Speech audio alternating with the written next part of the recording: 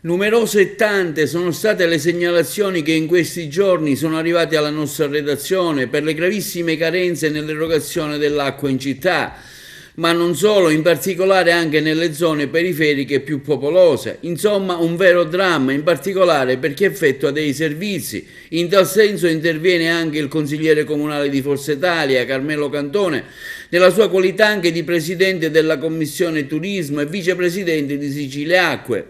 Ricevo continuamente telefonate, afferma Cantone, di gente esasperata per la mancanza di acqua nelle loro residenze.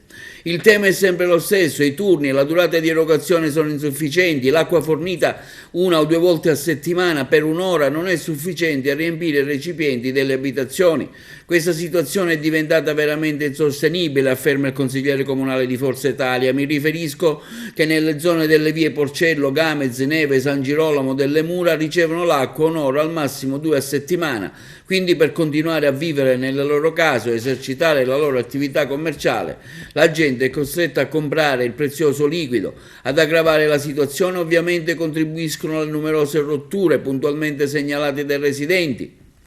Il consigliere comunale Cantone quindi manda un espresso invito al sindaco Viccichè ad attivarsi immediatamente come tutti gli interlocutori protagonisti del sistema acqua nella nostra provincia di Agrigento, al fine di individuare le soluzioni più idonee alla risoluzione del gravoso problema.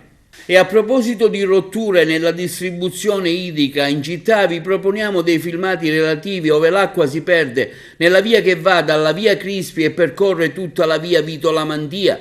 I cittadini residenti, che hanno effettuato anche numerosi solleciti fatti via PEC alla questura di Agrigento, al comune, alla gestione commissariale del lato idrico ex Girgenti Acque, ma senza alcuna soluzione del problema. I residenti del posto temono altresì che la perdita di acqua possa anche essere pericolosa per l'incolumità pubblica e che possa anche cedere il muro di sostegno. I residenti del luogo hanno fatto anche delle segnalazioni precise e accurate anche ai vigili urbani della città, ma ancora alla data odierna nulla si è mosso.